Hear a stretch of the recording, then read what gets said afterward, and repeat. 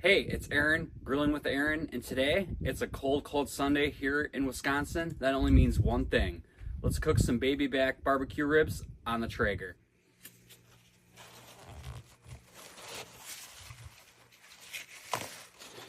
So as we're pulling the membrane off, you'll see that you just basically go under where the white cap is and just start pulling with paper towel. You may ask the reason why for removing the membrane is because we're going to apply some dry rub on these ribs, and we want to make sure that the dry rub penetrates all through the meat, and the membrane actually prevents that from happening. So as you can see here, we're just pulling the membrane off the ribs here. You can see that this white piece is coming off. So we'll just gradually pull this off, and it should come off pretty easy for you. If you do have a problem with getting the membrane piece out of it, you can just use your standard knife and go underneath the cap and then pull it out as needed here. But for these ones, it seems pretty effortlessly here. So I'm just pulling this off. Make sure we do that. Make sure it's all dry. And then next step here, we're gonna apply some binder. In this case here, I am using just a standard yellow mustard. You can use whatever you want. You can use olive oil, mustard. I've seen people use mayonnaise before, but for today's cook, we're gonna go ahead and use the mustard. And you just wanna apply this all over the ribs here. And then we just wanna rub it in. So we'll go ahead and do that here. Just go ahead and apply liberally all across the rack of ribs. Okay, when you're done here, just go ahead and flip it over and we'll apply the same thing. Okay, and that's all the way across here, the rack of ribs. Make sure you have it all the way over. We don't want to leave any spots open here. Okay, that looks pretty good. It's already applied. Now we have to apply the dry rub. And I happen to have some homemade spice rub. As you all may see in my previous videos, I like to make my own spice rub. Sometimes I do buy the store-bought stuff, but for today's cook, I just wanted to do my own spice rub that I have some ingredients at my house here. The recipe rub in the description right here for you, so you can see what I used and how I used it. So let's go ahead and get this applied here, and we're gonna generously apply the rub on the front and the back of the rack of ribs. So let's go ahead and get to it. And with this, you don't need to be shy. Just go ahead and apply the rub all over the meat. Okay, the rub on the back.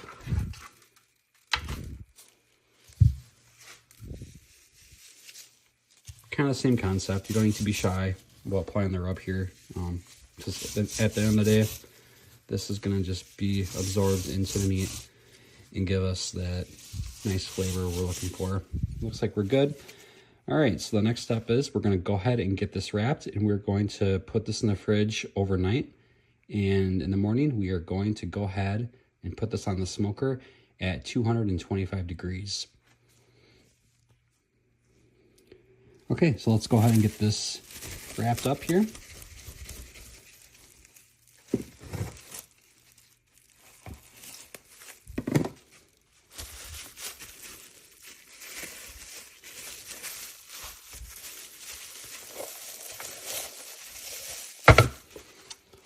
All right, so there you have it. The ribs are dry rubbed, and this will go in the fridge for at least 12 hours overnight, and we'll go ahead and get this on the smoker at 225 degrees, low and slow. Okay, so we got the ribs out near the smoker here. I took these ribs out of the refrigerator. They were marinating overnight in the spice rub we put together.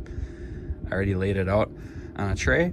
I put a few probes, wireless probes, as you can see here, and the smoker is set at 225. So let's go ahead and get these ribs on.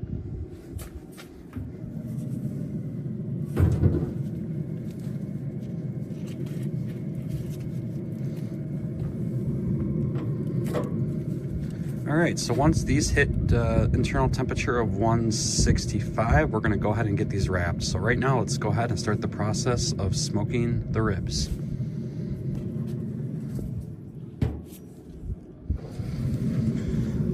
All right, so these are at 165 degrees. Now we're gonna go ahead and get these wrapped up in aluminum foil, and then we're gonna go ahead and let them finish out until internal temp is 203 degrees.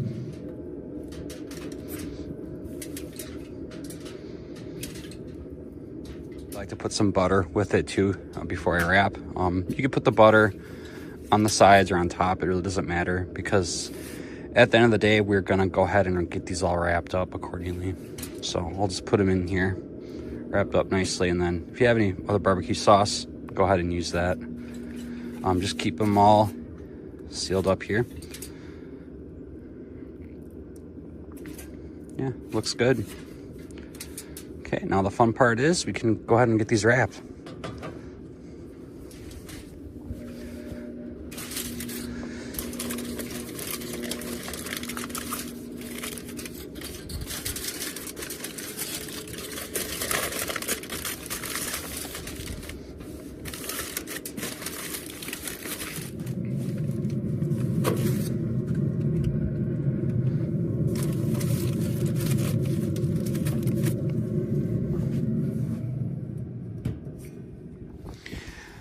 All right, I just got notified that the ribs are at 203 degrees internal temp. So let's go ahead and pull these off and take a look. And just for giggles here, we'll just go ahead and do an internal probe check here. And we are definitely at 203 degrees internal temperature. I'll check another spot here. Yeah, we're at 200. So yeah, check one more spot just for giggles again. Yep, 203, 204 degrees. So we are at internal temperature. So next what we're gonna do is we're gonna go ahead, actually, you know what? Since we're pretty much done with this cook, let's go ahead and take a look at the ribs. Just for some eye candy for you. I'll just slowly peel back it. You just see the steam come out of the wrap here, which is pretty good. It's awesome. Oh yeah, look at that. Lots of steam coming out of here. So we are definitely good and done. So let's go ahead and get these wrapped up. What I have here is a barbecue meat blanket. And what I'm gonna do is I'm gonna put the ribs in this blanket to help with the resting process here. So what I'm gonna do, just open the blanket, and it's pretty well insulated here.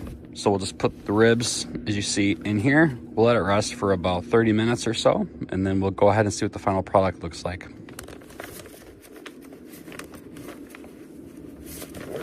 These rest for about a half hour, and we'll go ahead and see what the final product looks like. Okay, so we have let this rest for about 35 minutes or so, and now we're gonna go ahead and take it out of the meat blanket, and we're gonna go ahead and see what we're dealing with.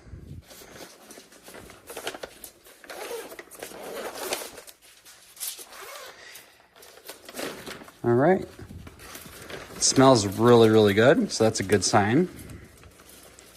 All I'm doing is taking this out of the blanket. And one thing I've learned here is that, especially if you're making like any type of pork, or I guess any barbecue in general, you'll quickly learn that aluminum foil and paper towels are your best friend. So that's one thing I learned here recently. You can never have enough paper towels or aluminum foil. So just a little quick tip I wanted to share with you all. Okay, so we're gonna go ahead and unwrap this, and we're gonna take a couple cuts of it, and we'll see what we're dealing with here. Just some quick observations. This is still pretty warm, so that meat blanket does definitely help, which is awesome. Oh yeah, look at the steam. I don't know if you can all see the steam coming out, but this is looking really, really good. We're very pleased with the results here. Okay, so what we're gonna do is we're gonna go ahead and cut this in half, just because it's just easier to work with, and I don't really have a preference on which way to cut it, so I'm just gonna cut it approximately down the middle here. I am watching out for bones, so I know right here's a bone, and right here's a bone, so I just wanna cut somewhere in the middle here. So I'll go ahead and give it a shot here. It is definitely probe tender right away as I'm cutting. Yeah, it just cuts like butter. So we'll go ahead and see what this looks like here. It's still steaming, which is awesome to see. And yeah, this is the final result. So very tender, very, very moist. As they say, there is a pretty good smoke ring here. I don't know if you all can see that. There's a decent smoke ring here on here. Yeah, it looks very good. I guess we'll go ahead and just see if we can actually pull out a bone here just to show you all. Yep. Very little effort here as I'm just pulling this out of the rib. Very, very, very tender. Smoke ring. Overall, very pleased with it. Yeah, overall, this is the cook. If you all have any questions, comments, or anything like that, feel free to reach out to me. As you can see here, there's a pretty decent smoke ring on the back here, which is awesome to see.